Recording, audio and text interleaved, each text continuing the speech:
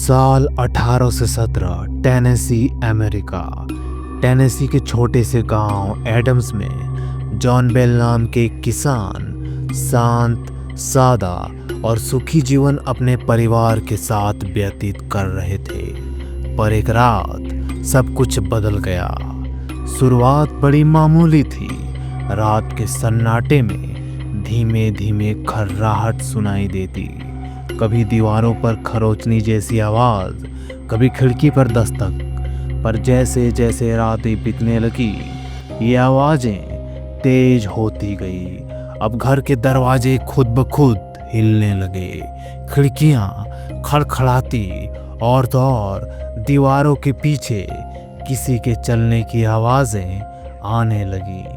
पर कोई दिखाई नहीं देता। फिर वो फुसफुसाहटें शुरू हुई। जॉन बेल की बेटी बेट्सी बेल को लगता जैसी कोई उसके कान में धीमे धीमे उसका नाम पुकार रहा हो। बेटीसी, बेटीसी, कभी प्यार से तो कभी डरावनी हंसी के साथ। धीरे धीरे उस आवाज ने अपना नाम बताया। मैं कैट बेटस हूँ, जो बेल परिवार की पड़ोसी थी और जॉन बेल से जमीन के झगड़े की वजह से दुश्मनी रखती थी। लोग उसे डाइन मानते थे और अब उसकी आत्मा बेलविच बनकर घर में कहर बरसाने लगी थी। बेट्सी के बाल कोई खींच लेता, उससे थप्पड़ पड़ते, उसके हाथ पैर पर खरोंच के निशान बन जाते। उसका मंगेतर जोशुआ गार्डनर तो डर के मारे घर आना ही छोड़ दिया। सबसे बुरा हाल जॉन बेल का था। उसका दम घुटने लगता, गले में कुछ चुभता महसूस होता, जैसे कोई अदृश्य हाथ उसकी गर्दन दबा रहा हो। उसकी सेहत गिरने लगी और ये विच रोज कहती, जॉन बेल, मैं तेरा अंत करूंगी। और फिर दिसंबर 1820 में एक सुबह जॉन बेल अपने कमरे में मरा हुआ मिला। पास ही एक अजीब सी काली शीशी रखी थी और तभी घर में वही आवाज गूंजी, मैंने कल रात जॉन बेल को जहर दे दिया था, अब वो कभी नहीं उठेगा। अंतिम संस्कार के दिन भी चैन नहीं मिला। विच ने जोर जोर से डरावने गाने गाए और हंसती रही, जैसे मौत का भी मजाक उड़ा रही हो।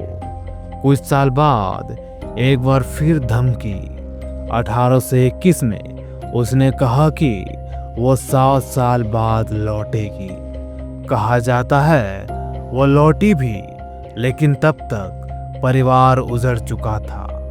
अफवाहें कहती है अमेरिका के राष्ट्रपति बनने से पहले एंड्रयू जैक्सन भी इस डरावनी ताकत का शिकार हुए थे।